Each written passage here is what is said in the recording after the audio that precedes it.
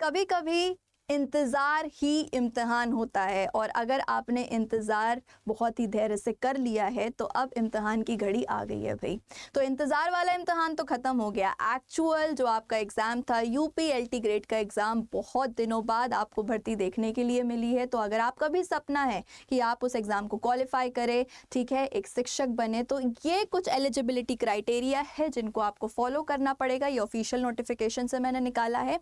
तो 2 eligibility criteria की मैं बात करूंगी। पहला होगा गवर्नमेंट जो स्कूल्स हैं उनके लिए, और दूसरा होगा जो एडेड ऑर्गेनाइजेशंस हैं, मतलब जो प्राइवेटली इस्टेब्लिश्ड ऑर्गेनाइजेशंस हैं। तो पहले इन प्राइवेटली इस्टेब्लिश्ड ऑर्गेनाइजेशंस के लिए जो फंडिंग्स वगैरह, मतलब प्राइवेटली है, पर इन लोग रिक्रूटमेंट खुद से कर रहे थे। अब जो रिक्रूटमेंट करने का जिम्मा है वो यूपीपीएससी ने उठा लिया है। तो चलो देख लेते हैं क्या क्या एलिजिबिलिटी क्राइटेरिया यहाँ पे आपके पास होना चाहिए। पहली चीज़ तो आपके पास बीएससी होनी चाहिए कंप्यूटर साइंस के साथ ही साथ में, या तो और, ठीक है, अथवा बीएससी होनी चाहिए कंप्यूटर एप्लीकेशन में, या फिर आपके पास बैचलर की डिग्री होनी चाहिए कंप्यूटर स्पेशलाइजेशन के साथ, या फिर डीओएआई के ए लेवल के कोर्सेज के साथ अंडर ग्रेजुएट होना चाहिए। अब डीओएआई लेवल के कोर्सेज का हम डिस्कशन कर लेते हैं। तो डीओएआई जो है वो department of electronic accreditation of computer science है।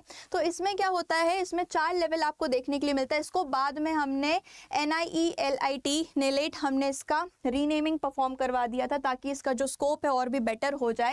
तो नेलेट है आपका national institute of electronics and information technology, जिसमें लेवल्स देखने के लिए मिलता है।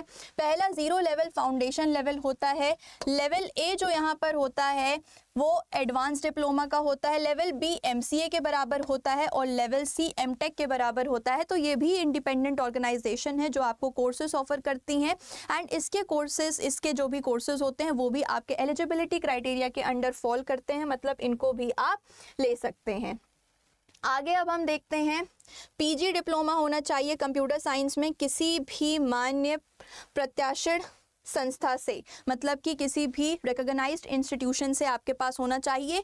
बीएड के साथ उपर्युक्त में से किसी भी योग्यता वालों को प्राथमिकता दी जाएगी, मतलब कि प्रेफरेंस किन बच्चों को दी जाएगी, जिनके पास बीएड है, और बीएड के साथ अगर ये सारे कॉम्बिनेशंस हैं।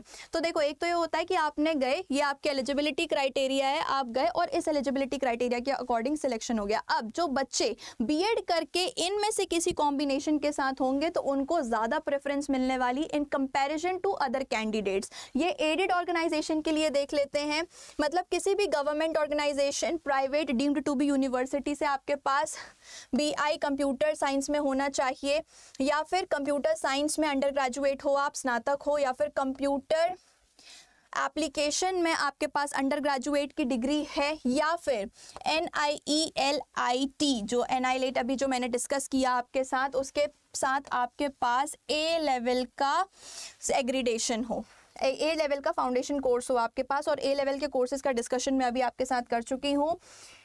MCA होना चाहिए कंप्यूटर स्पेशलाइजेशन में, मास्टर्स इन कंप्यूटर एप्लीकेशन होना चाहिए। ये अथवा में है, या तो ये हो, या तो ये हो, या तो ये हो, या तो ये हो। फिर MCA होना चाहिए, और MCA भी किसी भी deemed to be university, private university, governmental, semi governmental university से आपके पास ये होना चाहिए। सो ये आपका एलिजिबिलिटी क्राइटेरिया है कंप्यूटर साइंस के लिए जो मैंने यहाँ पे डिस्कस किया है। तो इन केस अगर आप इस एलिजिबिलिटी क्राइटेरिया को फुलफिल कर रहे हैं तो डेफिनेटली आप इस वाली भर्ती में यूपीएलटी ग्रेड एग्जामिनेशन में डेफिनेटली अप्लाई करिएगा। And all the very best to you guys. Rigorous preparation कीजिए। हमने आप लोगों के लिए काफ़ी सारे बैचेस भी लॉन्च करे, आप उन बैचेस में एनरोल कर सकते हैं, दिए गए नंबर पर कॉल कर सकते हैं। तो कंप्यूटर साइंस का बैच भी यूपीएलटी ग्रेड के लिए चालू किया जा चुका है। Thank you so much guys.